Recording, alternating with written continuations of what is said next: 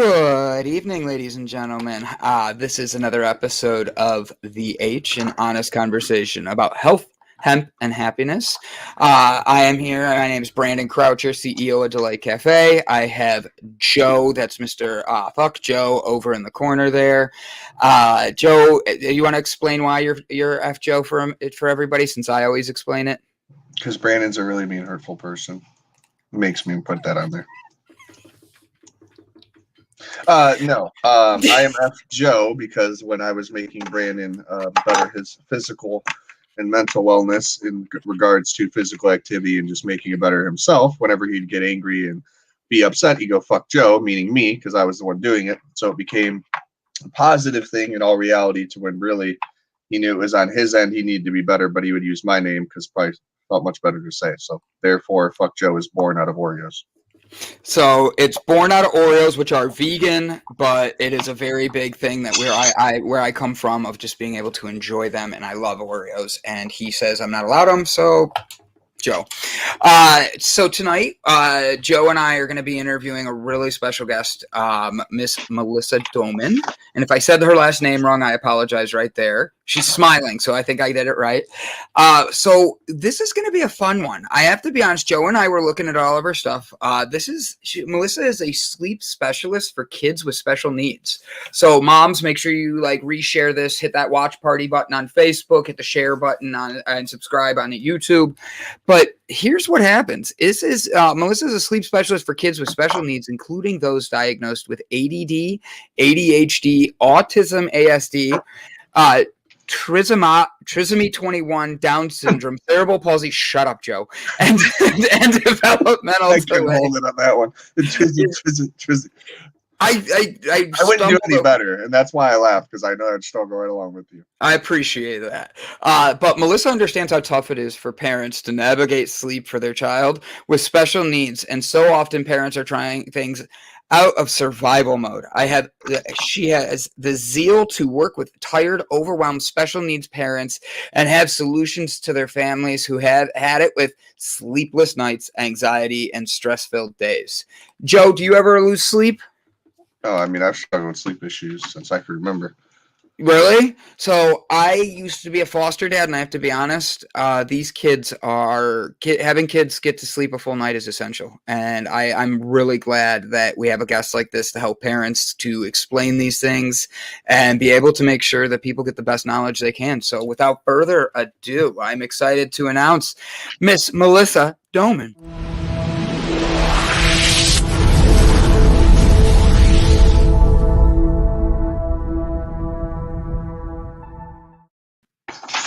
Hi.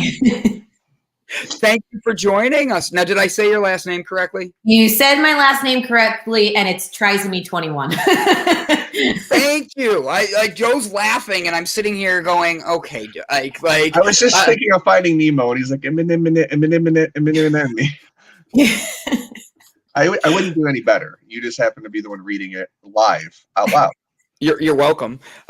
So, Melissa, tell us a little bit about yourself. And you're new to this journey in podcasting. We were saying you've been just starting it, and you're doing great stuff. Oh, Fernando's already given you a big shout out here. I love it. So, hello. But tell us how you got into this. Tell us about your kids. All of this. I'm excited to learn about sleeping better because I'm a big child. Sure. Well, fortunately, a lot of what I have to recommend for kids can be really helpful for adults too. So yeah. For me, I've worked with families of kids with special needs now for about 12 years. 12 years? Yeah. So I work as a child brain developmentalist. And, for me, when I started working with kids with special needs, I was just constantly seeing overtired, exhausted, just can't get anything done. But looking at their parents, they were exhausted as well. And I remember there were times in my office where I was like, we stop everything until you all sleep better. And, once I started to research a little bit and find what I could do to offer families, I stumbled upon information about sleep training and how to teach good sleep habits and for me reading it and having been working with kids for so long, I was like, this is a no-brainer. And, the unfortunate thing I think is like for a lot of kids with special needs, people don't think that they're capable of understanding those changes. They're not able, like, it's part of their diagnosis. Like, this is just how it is. But, the good news is that if you put good habits in place, you can make some great things happen. So I think that's a good way of putting that right off the bat. Good habits in place, you're making good thing happen. And it's not like you're saying, hey, you're going to change the world in a day. It's start with something small and keep moving, right? Exactly. So, Yeah. And, I think for a lot of parents with kids with special needs, they're like so concerned that their kids can't do anything really yet on their own. I mean, depending on their abilities, but like sleep is the one place where it doesn't really matter what abilities you have or not. Like, you can actually learn how to do that independently. And when you get that in place, it's like, oh, okay, that kind of opens the door to other things. And, I think autonomy, independence is like really important for these parents to see that happen for their kids. So I agree. So how many kids do you have by chance? I have no kids. Okay. I'm like, you're saying, when you said the office one, I'm thinking, oh, wow. Because I have no kids either. I just did stuff in the past with kids. So then I'm going to have some fun with this because I'm going to be your big kid and you're going to teach me how I can do this. Where do I start? I'm your kid. I am your big B. And I love how both of your laughs were the same. I would like to know if I have trouble sleeping. And I have just child's anxiety. As I was looking on your website, I saw some of the testimonials about kids as young as 6 months were having such difficulties in the families having that. What would you do if baby B needed to be able to start being able to sleep better to help my parents? Mommy R and daddy R. Got it. So I think the first place, like I usually start with my families, is just looking at the schedule. I see somebody here has written routine. That's crucial.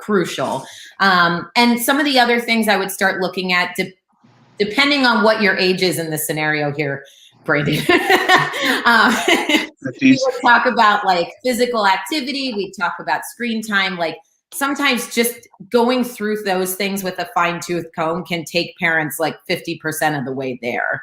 But that being said, I think most of the kids that I start working with, they're heavily dependent on their parents to go to sleep in some way, shape, or form, whether that's like being rocked to sleep or needing to be patted or just having somebody there. That would be the next step. I'm not putting that one on the screen, just so we're clear. Please put it on the screen. Thank you. Every comment's important.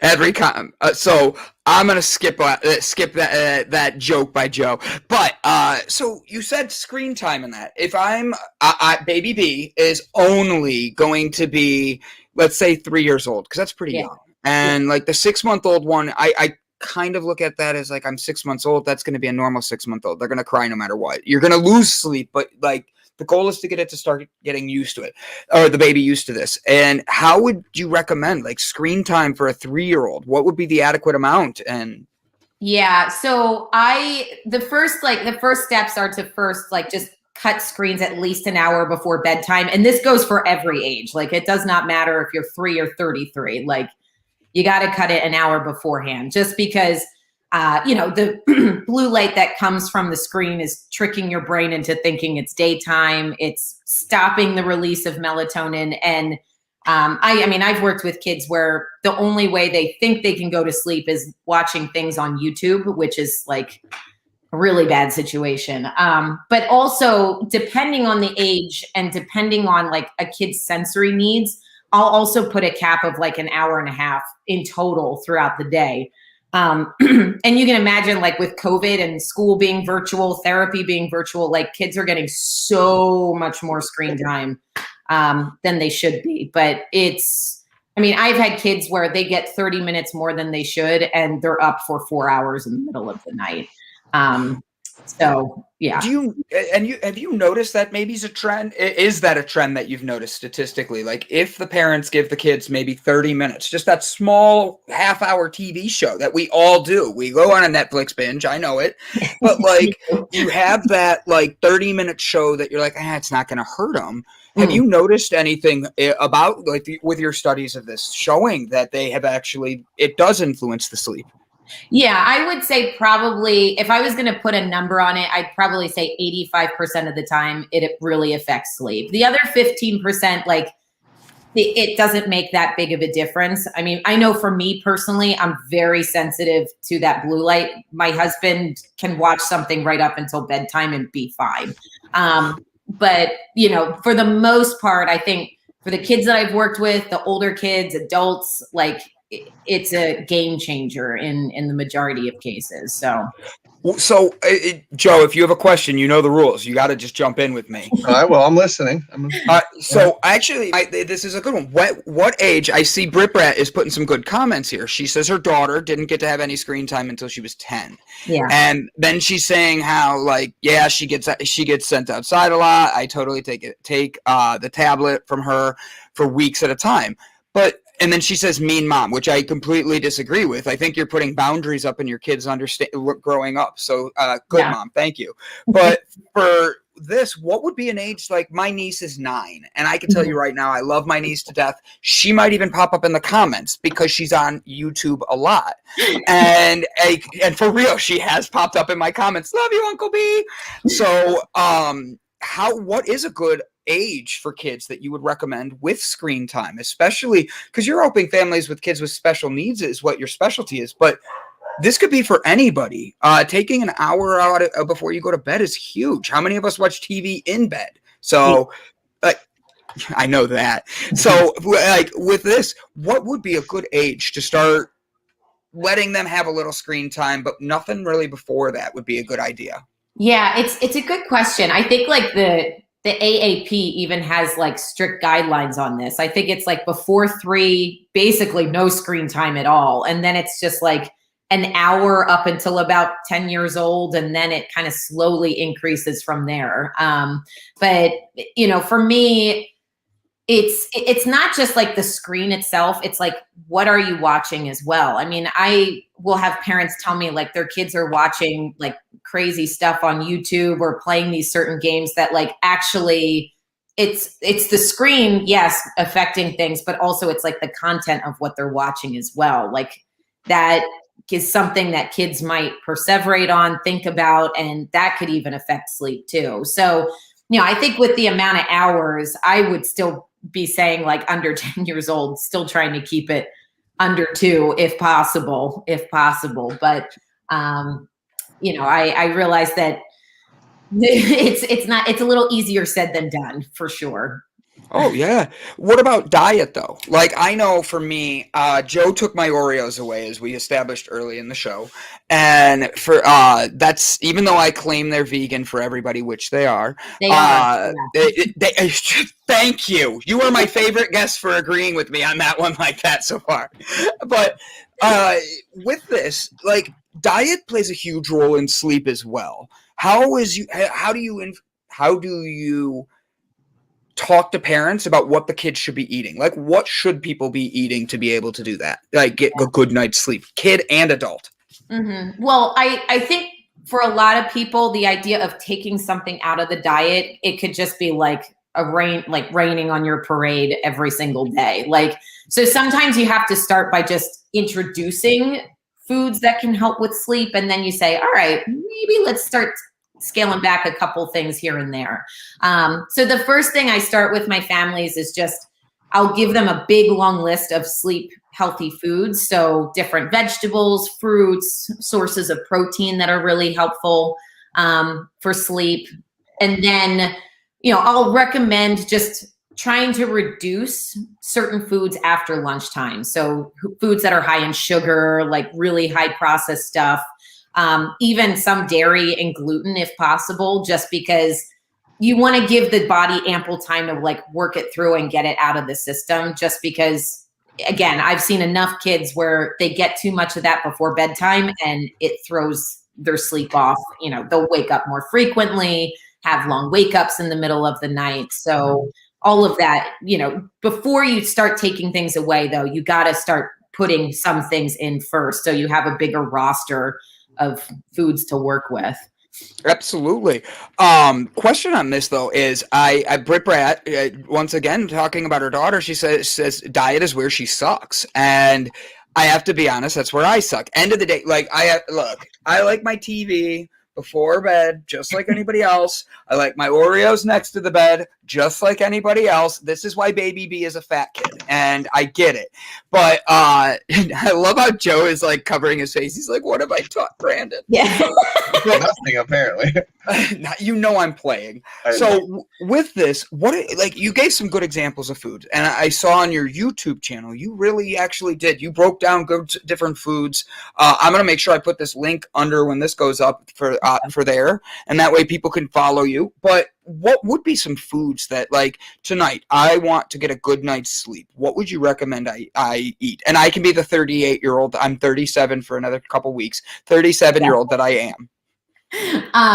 So I would encourage like having not like you could do a grain, like that's fine. Carbohydrates are cool because you burn through them quickly before sleep. But you know, just trying to incorporate more protein in the diet, whether it's like a vegetarian protein, like a chickpea or legumes or beans, like all of those. There are very good minerals and vitamins that our body needs to create things like melatonin, like serotonin. So increasing that. Also leafy green vegetables as well. They tend to be higher in magnesium, which helps relax the body. But they're also really good sources and better sources of calcium than like dairy products and stuff like that. So having enough of that in the diet as well, again, just gives your body more fuel to make that melatonin and everything. So like a nice, you know, size protein, vegetable or animal. And animal, of course, you could do like a tuna or a turkey. I mean, we all know with Thanksgiving, like it does make you feel a little bit sleepy. But again, it's just because you're giving like amino acids and things into the diet that just to help the body create that serotonin and melatonin more than anything else. And then, yeah, so just some leafy green vegetables and a protein, you're good to go.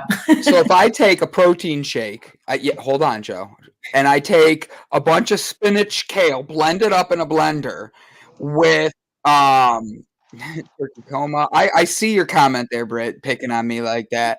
It takes more than one time. So if I take all of that and I start mixing it together and I put some healthy nuts in there and all that and make it like a really big heavy thing with protein. Yeah, I said it like that. Protein and all that.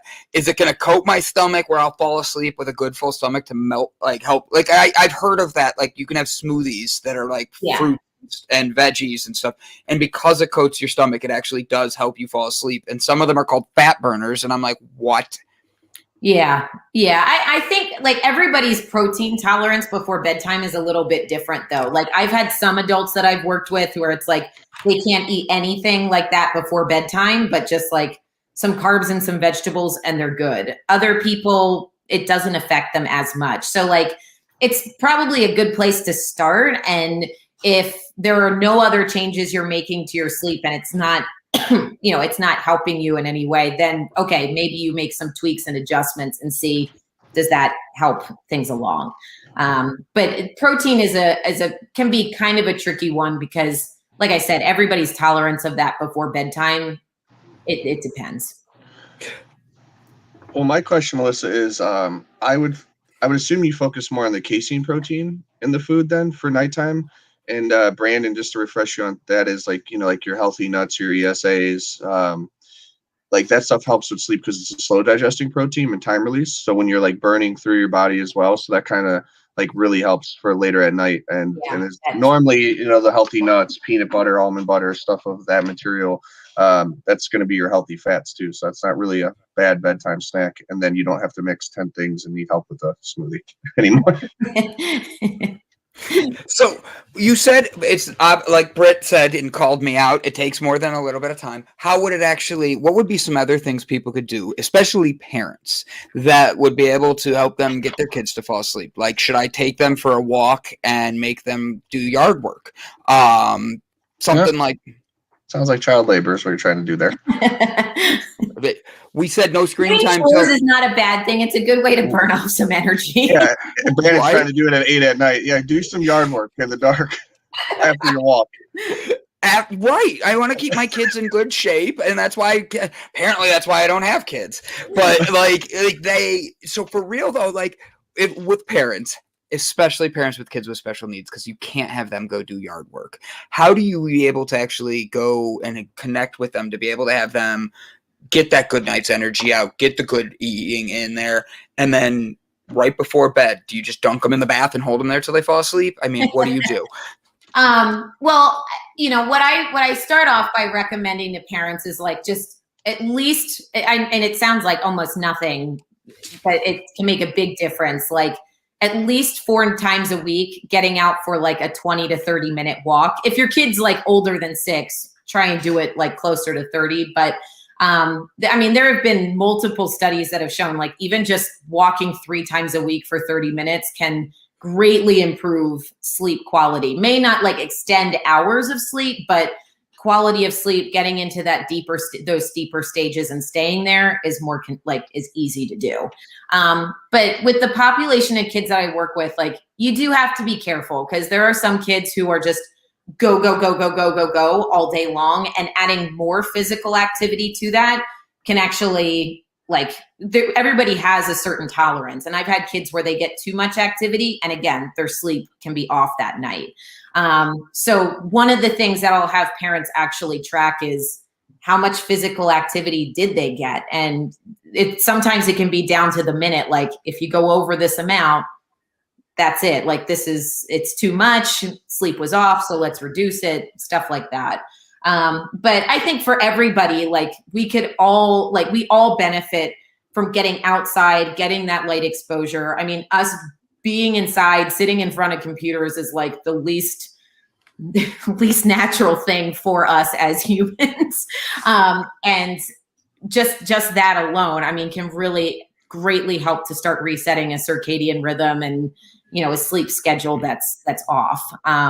And that being said, like I do work with a lot of kids who have lower mobility, no mobility, and you have to be creative, but you can find things to do to like help them burn off that energy too during the day. So I saw the comment come in here from Charmaine that her 4-year-old is autistic and his sleep sucks.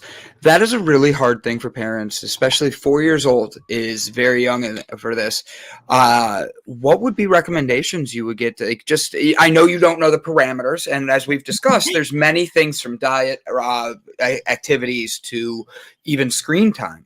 Yeah. But what would be some of the things that you would say for her 4-year-old that she could try that maybe tonight would be something like I always, when I was a foster dad, this was my only trick that works. I did have special needs kids is when they weren't sleeping for a long period of time, I'd turn a heater on and then crack the door. So that way the room would get a little warm and then come back in and turn it off and they'd be asleep. And it worked so well. I was like, this is the greatest trick I've ever found in the world. And nobody's sweating to death. The door's open and you can hear everything. And for me, hey, Stuart, so for me, I want to help these parents to do this. And you are a perfect example for this because I can't tell every parent, just go turn the heat on and wait till your kid falls asleep. It doesn't sound right. It's like the labor laws and why I can't have kids do yard work. But what would be something that could work that would I know it's not guaranteed, that could be a good thing to start with to try this evening? Mm-hmm. I actually, if we're like talking about this evening, I would say in the bedtime routine itself, I think first of all, like if you don't have something consistent going, kids on the spectrum need consistency. They need to know like step by step what's happening next. And I find that a lot of kids on the spectrum, they usually need something or a few things in the bedtime routine to kind of meet certain sensory needs. So whether that's they like to swing, like maybe you do a few minutes in the sensory swing, or maybe they seek for things tactily, like they like to have big, strong hugs or pressure. So incorporating some like tactile play in the bedtime routine can be really helpful with that as well. One thing that I recommend to a lot of families is joint compression massage. It's like, you can find 100 videos of it on YouTube, but it's just very gentle, like pressure stimulation, which really just helps the brain and body to chill out, wind down. And it's something that I'll include in almost all of my routines for my kids on the spectrum. I mean, I've had enough parents tell me like they can barely keep their kid up till the end of the bedtime routine. Once they start that, it's just like the brain and body kind of finally saying like, oh, all right, we can chill. I've got what I needed. And, then they can settle to sleep a lot easier.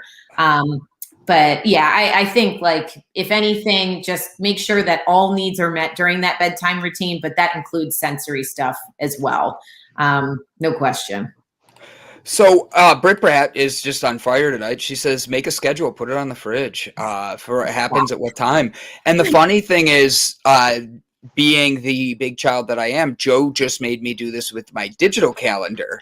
And I literally had to put everything in there. And he is like 100% on me on this. Like, hey, are you doing these things? So it's one of these cool, I think that's a great idea, because as adults, we sometimes are going and juggling too many balls at one time and distracted to not being able to fall asleep. And I'm the biggest ADHD there is. That's kind of where the age came from. Well, and look, for me, I know I've got a whole slew of crazy things to do during the day. And like, I live on checklists, and I don't go to sleep until I've written every single thing out for the next day. Cause I know I'm going to wake up 10,000 times to be like, oh, I forgot this. I got to put it down. And then it's out. But I always have like a few minutes at the end of my day where I sit down, I think of everything and put it down, so I can just like close the book and leave it at that. But visual checklists are fantastic for kids. And I give, whenever I design a bedtime routine, every parent gets a checklist of like, all right, this is what you do, follow it, put it in a sheet protector. Like, this is sacred. Don't deviate. So Charmaine actually had a good something here that I know you're going to be able to jump on. Shut up, Joe. I never heard of a joint massage. Excuse me. Have to look into that. What is a joint massage? Because I just cracked my knuckles. Yeah. So basically, like what you do. So if you take the elbow here, you just gently push the joint together a few times, and you do it like at all the major joints of the body. So you would, I mean, if you're doing it on a kid, you're just like hand here and just boom, boom, boom, like that. Yeah. Really? Mm-hmm. And then like the shoulder, like the bump, like that. Yeah. Wow. Yeah. Like fingers, all knees, toes, like everything. Yeah. So what about sustaining sleep? From Stuart here, is there any advice for sustaining sleep? Our almost 4-year-old on the spectrum will be fully awake within 5 hours. And it's something a lot of these parents deal with. How is that? How would I keep my kid asleep? Yeah, this is a challenging situation, like a challenging scenario for a lot of kids on the spectrum. There's something about that middle of the nighttime. I find it usually happens between 1 to 3 a.m. where they're just like up, and they are up. And I think part of it is that the first half of the night, you're in much deeper stages of sleep. The second half, you're going into like REM sleep, which is really important, but it's not as deep. So if you have any sensory issues, if you're in that lighter stage of sleep, your brain is still like scanning everything in the environment. So even the littlest sound or the littlest thing that feels weird, that can wake you up and keep you up for hours. So often, like if parents have really like addressed the independence around sleep, that middle of the night time, again, like if you're incorporating as much as you can with physical activity, sensory stuff during the day, slowly over time, that's going to help to reduce those big long wake ups in the middle of the night. But what that person described, I think probably happens for at least 3/4 of the kids that I work with on this, who are on the spectrum. Just, 1 a.m. is like their witching hour, and they could be up for 2, 3, 4 hours just zooming around. And it can be really tough to navigate. I know. Yeah. Have you had anything where you've noticed that when the kid wakes up, doing something really quick and easy to help them may be a good thing? Like what goes through my head was like your kid wakes up. I picture my dad, and this is just like being honest. Get back in bed, and that's just what it was, and you had to stay there. And I know with kids with special needs, that's not plausible. Well, it can be, but you have to like I said, you have to address that other sensory part of it as well. Like, sometimes the tricky thing is that, yes, a lot of these kids need some kind of physical help to get to sleep, but it's a little bit more than just, I need mom in here. It's like, I have a tactile need. Like, you got to give me all those deep pressure, like hugs and massages, so I can potentially get back to sleep. So there does come a point in time where you can just say, hey, get back to bed, and, they do their thing. But it's, again, there could be so many different things that are affecting those middle of the night wake ups, that every kid is a little bit different with what their needs are exactly. But if those are addressed during the daytime, it can really chip away in a good way at those big long wake ups for sure. Go ahead, Joe. So Melissa, I wouldn't know about this as far as kids go, but I've had sleep issues most of my life, and I know they're really common now. What about weighted blankets? Do they kind of make like special ones for kids to wear? Not for Brandon. Special ones for kids that obviously would weigh a lot less, but kind of give them that hugging, that feel that you're talking about. And I'm sure it's not like 100% guaranteed going to help them every night, but would that still be something beneficial for them? Yeah, I do have some kids who will use it and they find comfort in it. I think a lot of kids that I work with, the issue is that it gives them the weight that they need, but it also like increases their body temperature as well. So like, yeah, they do get warm. Back and forth between the two. But honestly, it's actually a tool I don't recommend all that often, just because I find that it's like the thing that parents get and they're like, oh, please God, please work. Right. And it maybe works for a little bit, but then it doesn't. And it's just like one of the many things that they've just spent money on, and it's like elicited this much result, Mm-hmm. But that being said, I have had kids where they find comfort with that, especially for more like anxious kids. It can help, but it's pretty lukewarm on the end, on the final result, I think. Okay. So Connor here has a good question. I got a question for you, Melissa. Do you think exercise make you made before bed? Exercise before bed, is that a good thing, like to help fall asleep, or is that one of those things where don't do it because, like Joe tells me, Brandon, go cut the grass right before you go to sleep, and No, I know. never said that. Oh, you didn't say that? No. I will have Melissa answer it, but I have the answer to this one for adults at least. Yeah. Go ahead, Melissa. Yeah. So again, I think it completely depends on the person. Maybe some lighter activity like walking is okay, but anything more like a strength training, like high intensity training or anything like that, it's going to rev things up too much. And myself, being on a few different like recreational sports teams, I know like if our practices are going till 8:30, 9 o'clock, I'm not going to sleep until probably 11:30. Like it's just, everything, like the adrenaline, you've been running around like a crazy person. Like it takes a little while for all of that to wind down again.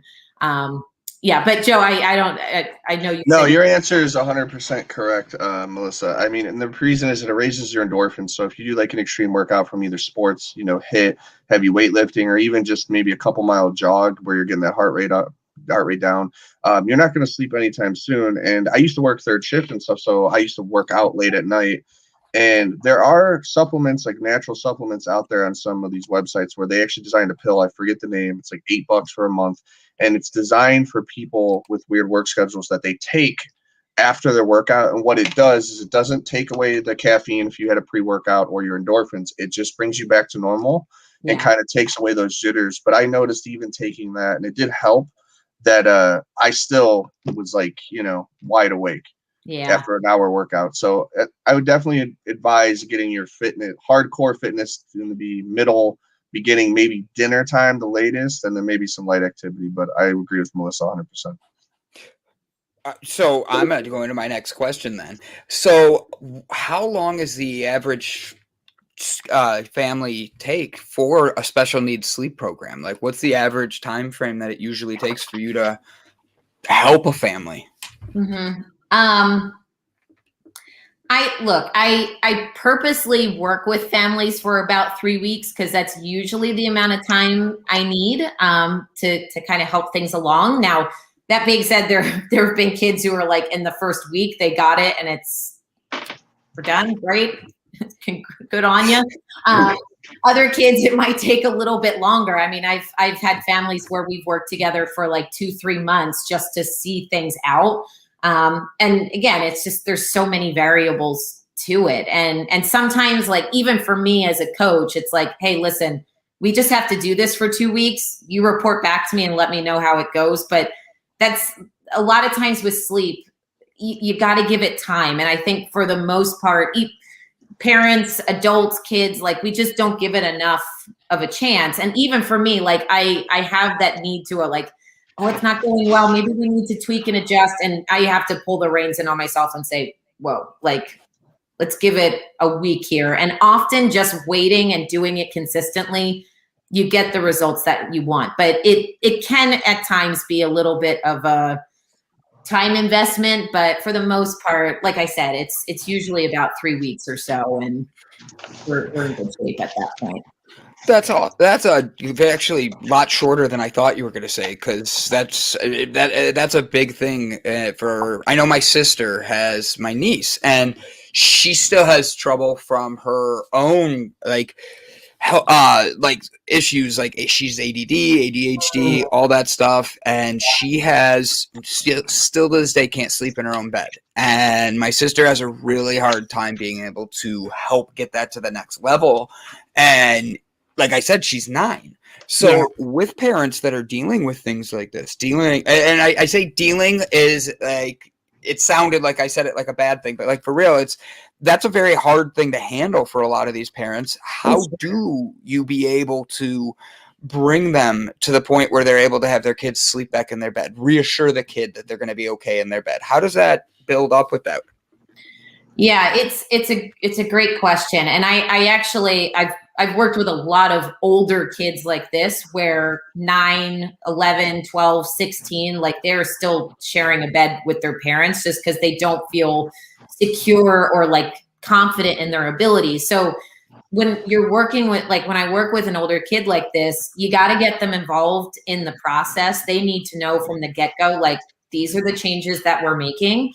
And sometimes we just start off with, like, let's make your room a place that you want to go and sleep. A lot of kids, when they are first asked that question, parents are surprised. Like, they want to move the bed here. They need to make this adjustment, that adjustment. It's like, okay, now I actually feel a little more comfortable in here.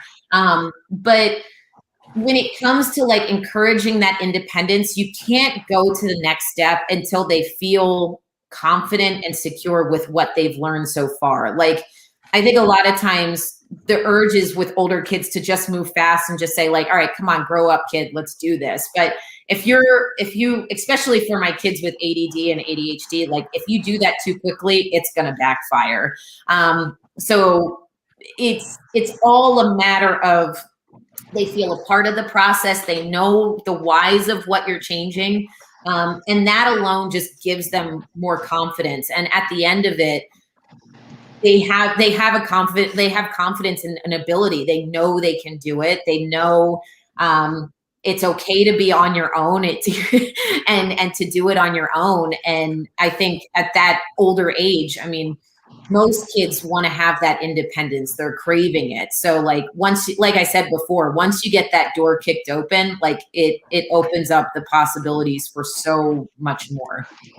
And this is actually what my next question I wrote is, what if your children is a nonverbal child? I know lots of my family friends that have had kids that at very young ages, they didn't want to learn how to talk. They were very nonverbal. Communicating with your child, because you want the best for them and they're not able to communicate that back, it can get very frustrating. How would you recommend parents who have nonverbal children? How can you help them to, hey, let's get you into the bed. Let's help you build the best you. Yeah.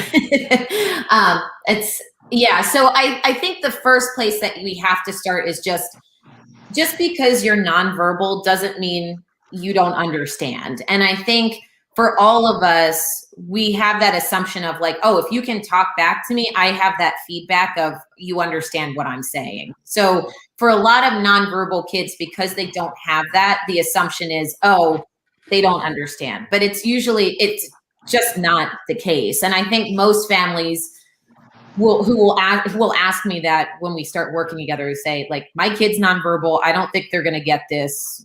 Like, how are we going to move forward? But what you have to understand is like, you are creating understanding by following it the same exact way each and every night. By having that routine, there are just like little nuggets of information that you're giving your child. So like, even if maybe understanding is not fully there, you're creating that. And majority of the time, parents are like 2 nights in and they're like, holy shit, my kid understands so much more than I thought. Like, but it's all a matter of how you prep them and work with them and talk to them about the process. So before we even begin anything, most of the time I'll tell parents, like, you need 5 days to a week to consistently just get this message of, you're going to be sleeping on your own. This is where you're going to be. This is where I'm going to be.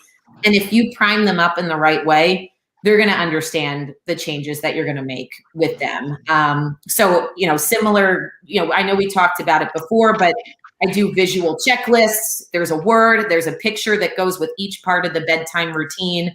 I write a book for each kid to say, it's time to be a great sleeper.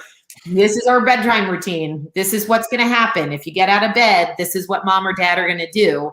And if you do that enough and with enough repetition, night one goes so much more smoothly, because it's like, yeah, we've been talking about this for the last week. Now we're finally doing it. So there's a lot of like really great tools that you can utilize for a nonverbal kid. And most of the time you just got to go into it thinking like, all right, chances are they actually do understand a lot more than what they let on. And you're so much better off making that assumption than not making that assumption, for sure. So I have a random question on this that came to my mind. It's just me. So I think the idea of having the kid be able to rearrange their room would shock some parents, because why would you ask your kid at such a young age like something like that? But then at the same time, having a kid that's nonverbal, would something like creating, and I hate to say creating, but like learning sign language together, learning something where it gives them a way to communicate. Because like I taught my mom and dad's dogs, and I've taught other kids sign language, and it was amazing to see them figure out their own language in a way, because it brought them a connection. How would you recommend like families to inspire their kids to get that next thing? Like, okay, you're getting into the routine for sleeping, you're getting into this. That little thing, like you said, about switching the room makes such a big difference for a start, because it makes them feel heard. What other tips could you give people for helping their kids keep building? Well, I think a lot of parents that I start working with, chances are they've already started some kind of communication pathway with their therapist, whether it's signing or PEC boards or something like that. But honestly, one of the best places to start is just give choices. So you could say, hey, listen, do you want your bed by the door or by the wall? Choose. And just like giving little choices like that, whatever they point to or look at, you just take the ball and run with it. Or even write the choices out on a paper and just have them choose that way. Even if the child is nonverbal, chances are if you open that pathway a little, like that communication pathway, just by giving simple choices, that makes a world of a difference. Because then you realize like, yeah, okay, maybe they're not talking to me, but they do understand the question I'm asking, and they have and they have an opinion on it. So just even like holding up hands, pieces of paper, pictures, whatever you have, like that can be really impactful for the kid. Create your own language with them. I love what Stuart says here, the emotion cards. And what's funny is I wish I had those for when I was walking around. Like my face kind of does it, but like imagine being able to like, nope, I don't want to talk to you today, in a bad mood, and you can just put that up, and like people leave you alone. I would love to have those kind of cards. You can make them, Brandon. You can do it. I kind of wear it on my face, and that's I'll go get you some poster board. You can cut them, and we'll do some drawing. We'll print out emojis. Oh, I get to print emojis. Oh, now I'm gonna get back to the interview. So, Melissa, with all of this has been we're 45 minutes in, and we always do a good, fun little thing at the end and all that about inspiring and finding like how do you want to leave your legacy. But I want to get like 1 to 2 more questions in before we get to that. That way, I give you a little heads up to think about it. You know, thank you. I appreciate that. Absolutely. So, with families today, like my family, we have my niece. I've given you things about her. Thanks, Stuart.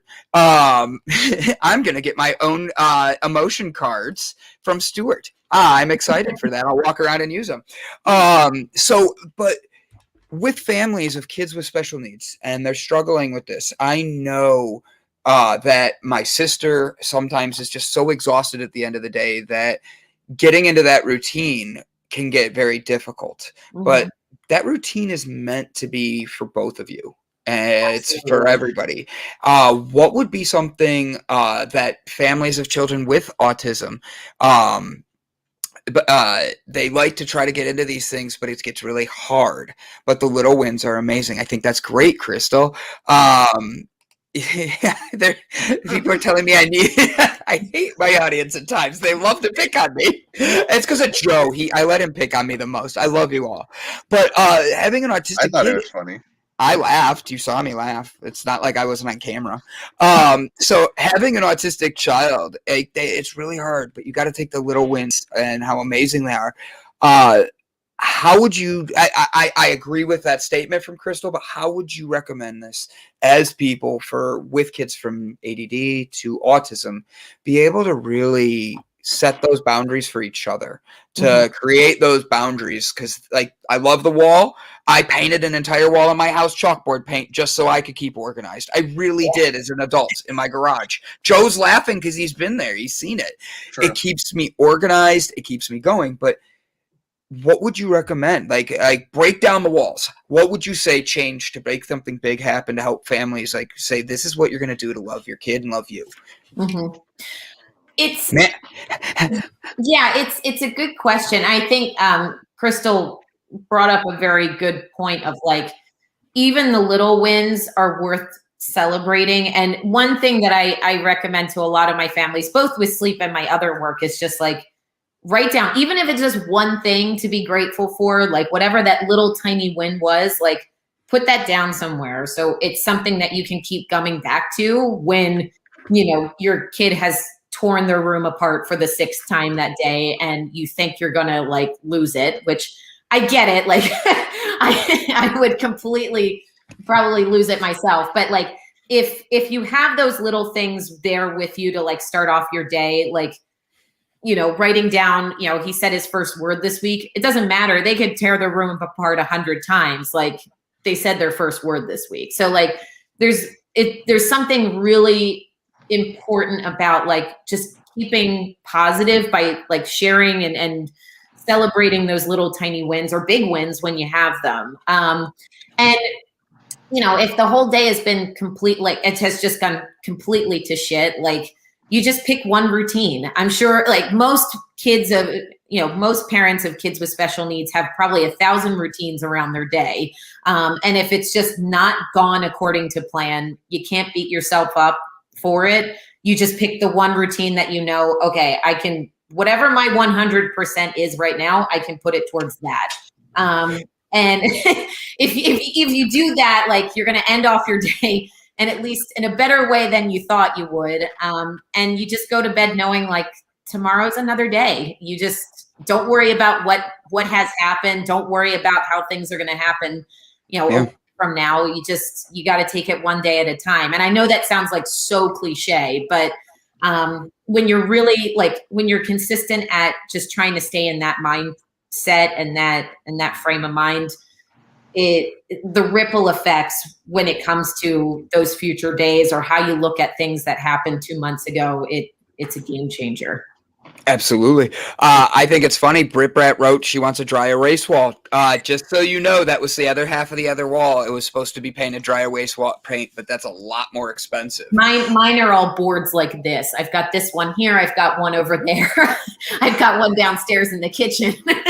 I honestly, they're great because you put them around, and so I have dry erase, chalkboard, and back scratchers all around the house, so that way I can make sure that I'm taken care of, because I cannot handle not having my back scratched. Yeah. But with this has been so much fun. You have been a wonderful interview. I will make sure we tag you on this. You see, you're getting love all over the place. By Brian Tracy comes in, he says hello. Now everybody's talking about him. I was looking for Crystal's comment here. She says, "I called the little one the." I love that. Yep. I got that a lot. My mom still calls me the devil to this day. I just remind her she raised me. So that's what Joe and I are more alike than we realize at times. But like my mom, I have 2 scars above my eyebrows. My mom says, "Oh, you finally got your horns." For real. That's jokes that moms make.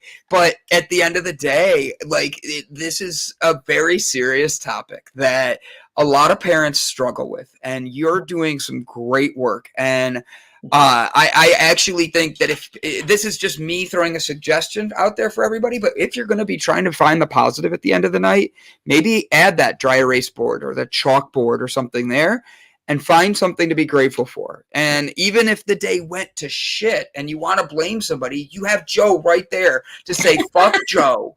And be able to, if that's your kid's first words, please send that in and video it, because I will be very proud of that. That's great. We have kids doing labor at 2-3 in the morning, cutting grass and cussing for Brandon's amusement. This is a great show. Here in Philly, it's a totally acceptable thing for toddlers to say Dallas sucks, it's cool. So isn't it like fuck the Mets up there?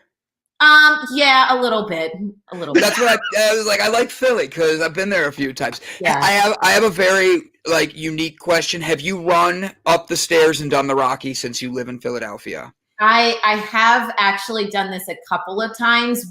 My husband and I filmed a video for a friend's wedding. We dressed him up like Rocky and we had him run up the stairs, and I had to run after him with a camera the whole time. So that would be fun. I want to dress as Rocky and run around like that. The best celebrity I ever. It was very entertaining. So I love it. So, all right, you ready for your hardest question of the night? Okay, I hope so. All right.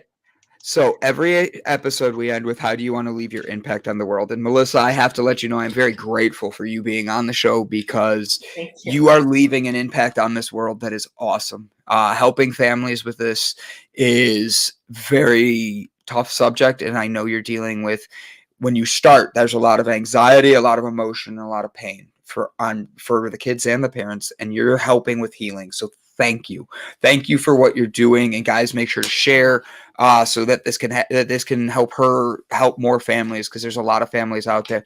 Melissa, how, other than what you're already doing, would you like to leave your impact on the world? Is this if I die tomorrow, you mean? Sure. I leave that up. Perceive it. Exactly. Here, do you want to see Joe's? Joe has the same one every week, and he's not allowed.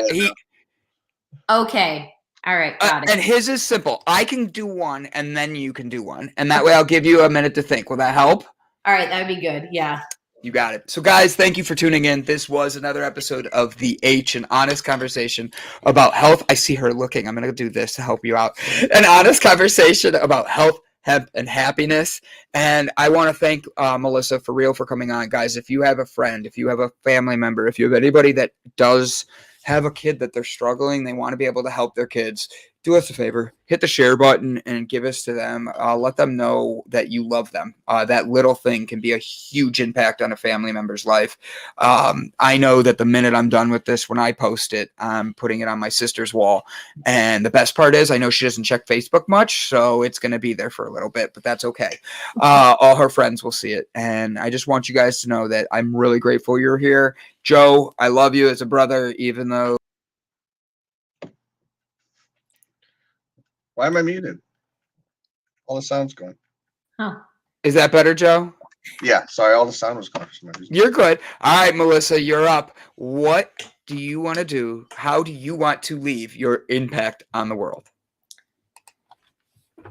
If I can help, if I can just help parents like feel more confident, trust their intuition. Most of the time they know exactly what they have to do. There's just all these forces back and forth telling them that they're wrong. It's not going to happen. It can't happen. But, if I can give parents just a little more confidence to really trust their intuition, trust what their kid can do, that I think that would make, I could die happy. I'll say that.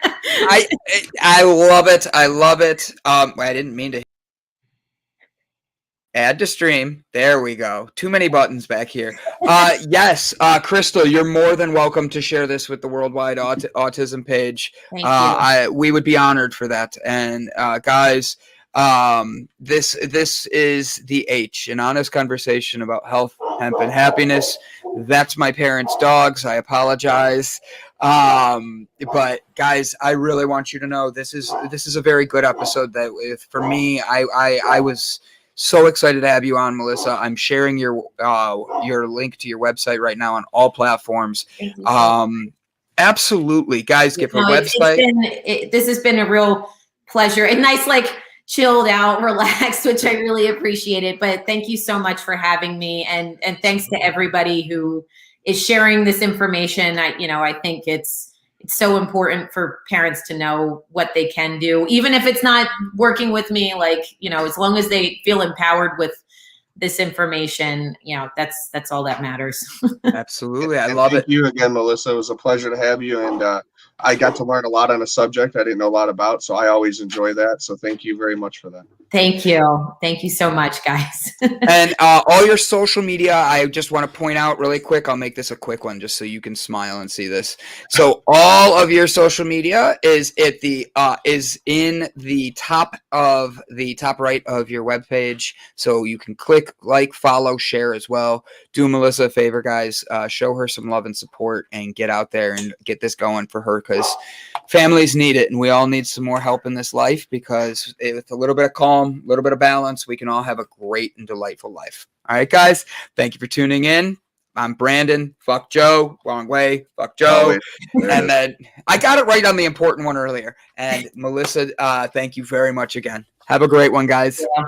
Take care, everybody. Bye.